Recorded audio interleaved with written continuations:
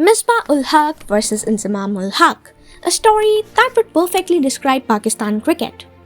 A player getting dropped for non-cricketing reasons? This only happens in Pakistan cricket. Let's go back to 2001 when Misbah Ul Haq made his Test and ODI debut against New Zealand and Waqar Younis stated that he looked fine. And yet, Misbah played just 19 of the 79 Tests played by Pakistan between 2001 to 2009. The current chairman of Pakistan Cricket Board, Shahryar Khan, in his 2013 book, The Cricket Cauldron, openly alludes that Inzamam, who was not very educated and did not come from a Pakistan cricket's two main urban centers, Karachi and Lahore, did this as a way to rein in the traditionally capricious and chaotic nature of Pakistan cricket team and impose some sense of order in the dressing room. In a 2005 news report in the country's largest Urdu daily, Jang, the reporter, quoted former bad boy of Pakistan cricket, Shahid Afridi, as saying that he had decided to mend his ways and that now no Pakistani players goes to nightclubs. Apparently, woolmer backed Inzi's policies, and former Pakistan cricket captain and current TV commentator Ramesh Raja often remarked that Inzi's idea of gaining respect and infusing discipline through religious ritualism was working. The same 2005 Jang article also briefly mentioned that all this was keeping players such as Misbah and Saeed Ajmal out. The article did not elaborate exactly how. In his book, Shahryar Khan also claimed that even though Misbah had continued to nudge the selectors through some good performances in the domestic tournaments, Inzamam had blocked his entry. This was because Inzamam was never likely to let in a highly educated and urban man into the side who could eventually end up challenging Inzamam's mandate as a captain. In 2014, Misbah, though the captain of Pakistan cricket team for 3 years, had only given a handful number of interviews. And during the SL series, in a media interview, he was asked whether Inzi was the reason behind his exclusion from the team.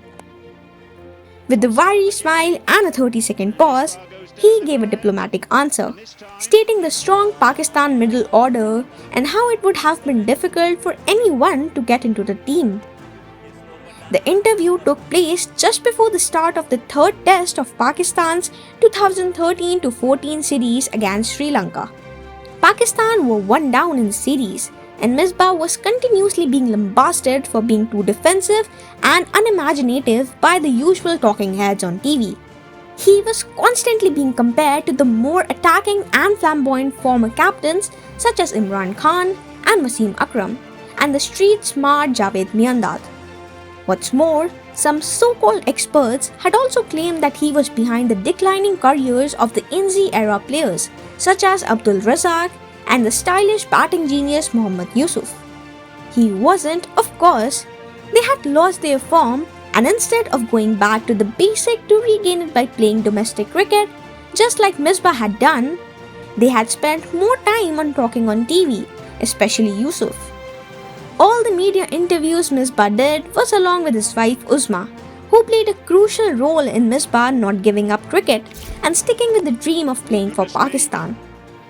A tiny window had opened for him to sneak back into the side when Inzamam was handed a one-match suspension for forfeiting a test in England. The side's vice-captain Younis Khan was asked to leave the side at an ODI tournament in India.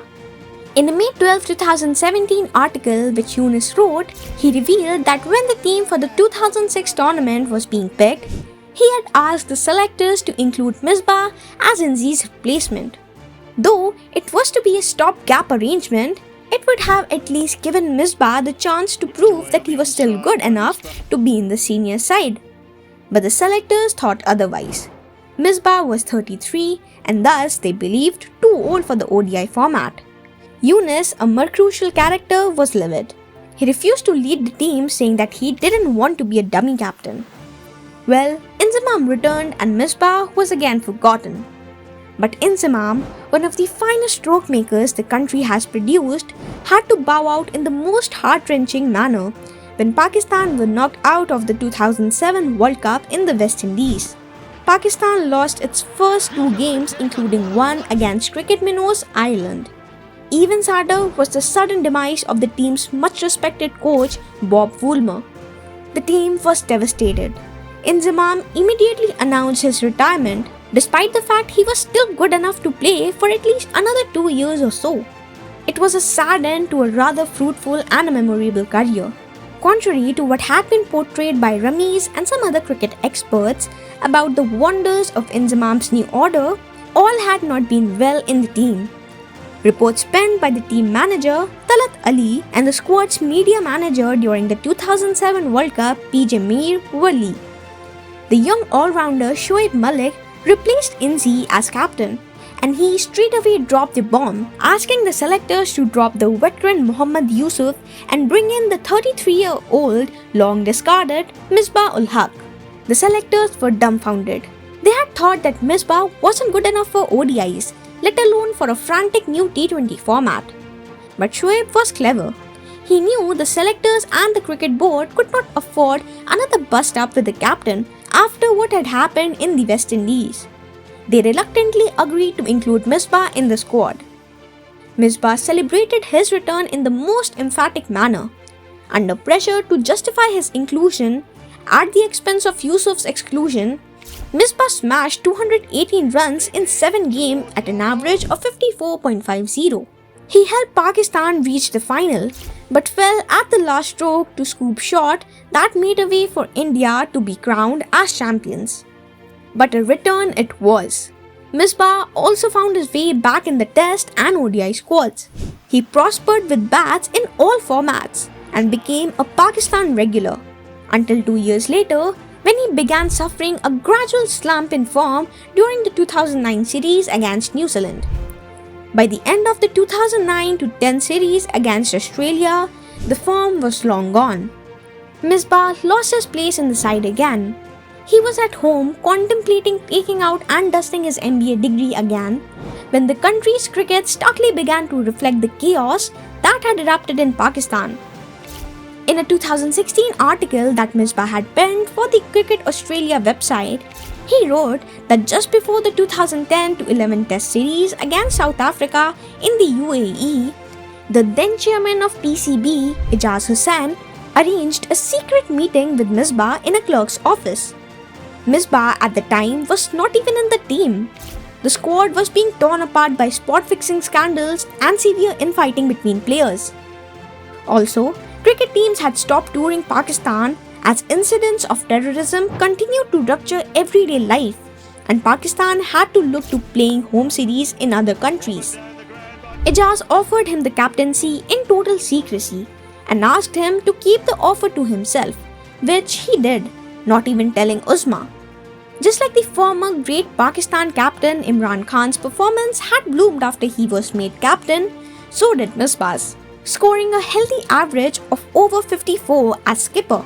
His journey towards being hailed as an icon, I believe, began when he went all out to square the 2014 series against Sri Lanka, throwing caution to the wind, a very non-Misbah thing to do, mind you, by chasing over 302 runs in less than 60 overs on the last day of the third test of the series in Sharjah. And who could forget when Pakistan came back 2-1 down against a strong England side in England and squared the series 2-2. Misbah's century at Lord's during this series was one of his most sublime, made at the age of 41. He was to cricket what Mr. Spock was to Star Trek, a creature of calm and a reason in a chaotic universe.